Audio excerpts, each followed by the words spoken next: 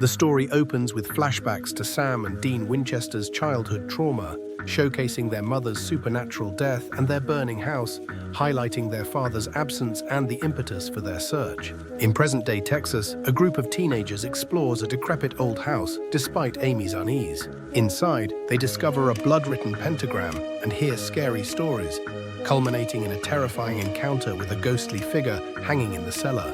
Dean and Sam Winchester arrive in Texas, investigating the urban legend surrounding the house. They visit a local drive-in diner, interviewing teenagers to gather information about the haunted house they call Hell House and the story of a hanged blonde girl. Seeking further details, the brothers visit a record store where they meet Craig Thurston, who claims to be a reporter and recounts the local legend of Mordecai Murdoch, a farmer who hanged his 6 daughters during the Depression. After Thurston insists on the ghost girl's reality, Dean and Sam decide to investigate the abandoned house. Inside, they find reversed crosses and other supernatural symbols painted on the walls.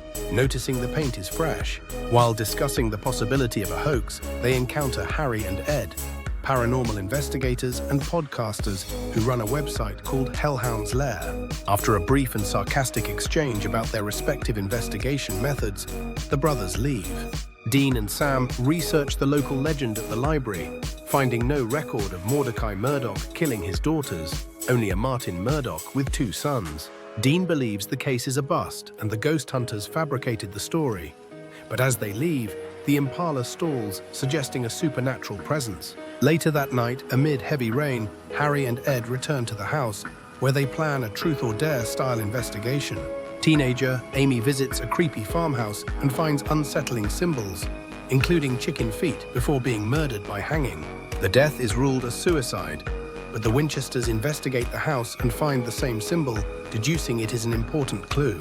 Ghost hunting podcasters, Harry and Ed, interrupt them and record their presence, but are arrested by police as the Winchesters leave the site. At a diner, Dean and Sam research the symbol and conclude that a spirit named Mordecai Murdoch is taking on the image of people's thoughts. They visit Craig, who admits he made up the story of the house being haunted, but Dean and Sam dismiss this theory as they are still finding supernatural traces. Sam hypothesizes that it could be a tulpa, a Tibetan thought form. At a motel, they determine they must stop people from looking at the ghost, which strengthens and changes its form. They confront Ed and Harry at their motel, demanding they shut down their website, but the ghost-hunting duo denies the existence of anything supernatural. The Winchester brothers confront Harry and Ed outside their trailer, frustrated that their website has turned the Hell House into a paranormal tourist attraction, attracting dangerous attention. Dean threatens Harry, but Sam diffuses the situation, proposing a deal.